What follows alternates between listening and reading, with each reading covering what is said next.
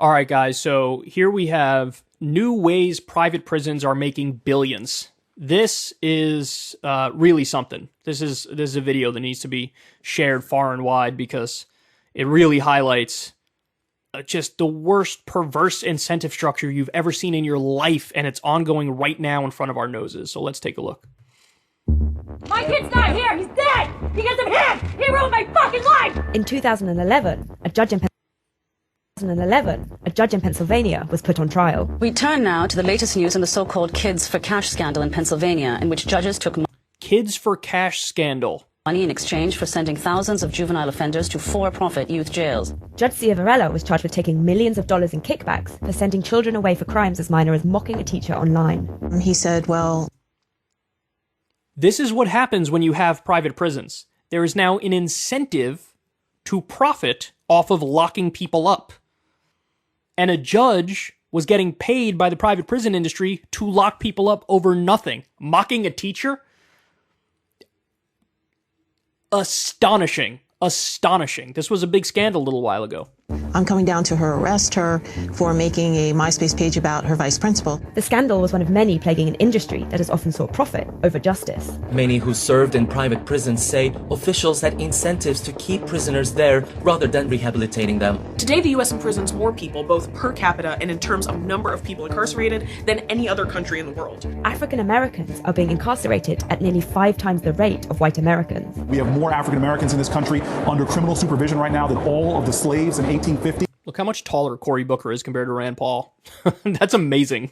In a step to address racial inequity, President Biden signed an executive order in 2021 banning all private prison contracts by the federal government. This is the first step to stop corporation from profiting off of incarceration. By the way, I think they actually misstated that. He didn't ban all private prison companies. He banned all private prison companies in contracts with the federal government for a specific kind of prison. I think he left, it was only some small percentage of the private prisons that actually are not getting contracts now. So it's a classic Biden, tweaks around the edges, get the positive press, while not actually addressing the core issue. Anyway, I needed to correct that. Companies have found ways. By the way, if you're interested in the specifics on that, I'm not remembering all of them, but just type in secular talk, Biden private prisons, and one of the videos will come up where I explain all the numbers and what percentage of the private prisons were actually shut down, et cetera, et cetera. To continue profiting off the multi-billion-dollar industry. As the Trump administration continues to crack down on undocumented immigrants, the majority of them will be sent to detention facilities run by private companies. This industry has started to shift into what I like to call mass incarceration 2.0. In Los Angeles County, for example, in the last 6 years has increased the use of electronic monitors by 5,000%. I don't really like that I have cameras in my house. I don't like being recorded. So will the private prison ban lead to a fairer justice system? Justin, you're outside of your facility. You're not supposed to be away. I am outside my food zone. I was in bed. He just woke me up. Or has it provoked something altogether more sinister? We must wage what I have called total war against public enemy number one in the United States, the problem of dangerous drugs. In the 80s and 90s, the war on drugs and harsh sentencing policies meant the US prison population skyrocketed. Last year alone, over 10,000 drug criminals were convicted. Overcrowding in this 10-year-old prison is already a problem. 2 to a cell designed for 1. Private firms stepped in, offering to build more facilities, and faster. I think we'll see the private sector saving the taxpayers a tremendous amount of money. But it wasn't long before they had problems.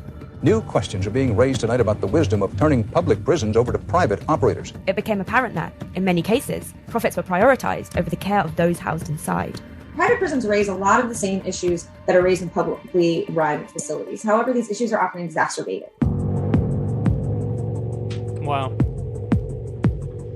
In many cases, their officers are wildly underpaid and not paid benefits. To save on costs, private companies usually offer fewer staff incentives and can struggle to retain employees. On the day of this 2018 riot in New Mexico, staff numbers were under 50%. Wow. With keys to the entire 40-man cell block and no guards, the inmates take control. So look at that. You cut costs, you cut overhead to make money, right? That's one way you make more money because it's for profit. The other way you make more money is to lock people up for more and more things, which is why you've had private prisons and their lobbyists lobby various state governments. What about a 3 strikes law? Make it so that they got locked up for a longer amount of time if they commit 3 felonies, no matter how minor they may be. this is the way the system works. We've now incentivized locking people up for stupid reasons. Again, the war on drugs, Nixon admitted this. Like, you had staffers in his White House admit this, and we've covered it previously, where they said, look, we wanted to target our political opponents. And who are our political opponents? Minority communities and poor whites and hippies. So that's why you ban drugs, is you try to criminalize the lifestyle of our political opponents. They've admitted it. They've admitted this. And so it's not about justice. And honestly, what it is a crackdown on freedom. People putting in their body whatever they want to put in their body. They're not hurting anybody else, and they're ruining people's lives over it. That's how they locked up more and more and more people back then. The new way, as they just described, is, and there's still, war on drugs is still ongoing, even though a bunch of states have legalized marijuana. The way they do it now is immigration. So, if you come in the country illegally, with Title 42, there wasn't even a process. People would just get deported immediately. And you have remain in Mexico as well. That's still in place under Joe Biden. Historic number of deportations under Obama, Trump, and Biden. But one of the things that they do, or that they're doing more and more, is using the private prisons for ICE detention. So it's just a way, it's a ruse, it's a scam to make more money. And it's hilarious they call it private prisons. Why? Because it's still funded by taxpayers. We are just now funding, instead of a public institution, now you're funding a private institution, and they're allowed to operate with a bigger profit margin.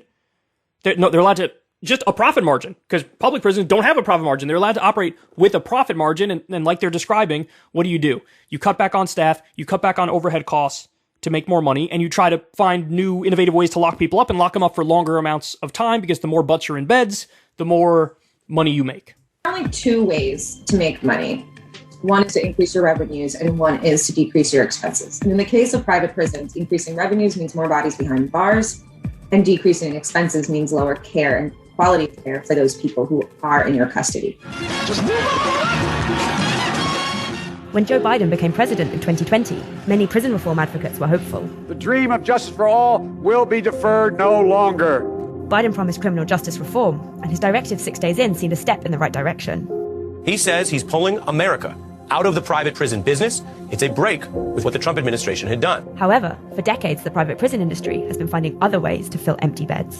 After just a short time of the complex sitting vacant, it has a new tenant, Immigration and Customs Enforcement. What is happening is that these private prison industries are turning around and filling these same beds with people in immigration detention. There you go. There you go. All right. This goes on. You guys get the gist of it. The primary function was the war on drugs, criminalizing people for more and more silly, absurd reasons, anti-freedom crackdown. Now they're shifting. Still, war on drugs is ongoing, but the way they're filling these private prisons is with undocumented immigrants. Now, you could have whatever opinion you want on undocumented immigrants, but the fact of the matter is, this is just a ruse. This is just a scam to make more money, to lock them up. Even if you're somebody who's a hard right-winger on these issues, you could still say, hey, give them their due process, because we should all believe in due process as civil libertarians. It's the civilized way to approach this stuff. But then at the end of it, if they get deported, they get deported. This is no, let's just keep them in the system for the profit margins of GEO Group and these other rapacious for-profit prisons. And by the way, even to the idea, because some people might say, well, they're criminals, you're going to lock them up. But hold on. There has been various studies on this, and what they found is documented immigrants commit fewer crimes than American citizens born here, natural citizens who were born here. Not naturalized, that's not the right way of saying it. Citizens who were born here. And even undocumented immigrants commit fewer crimes than citizens who were born here.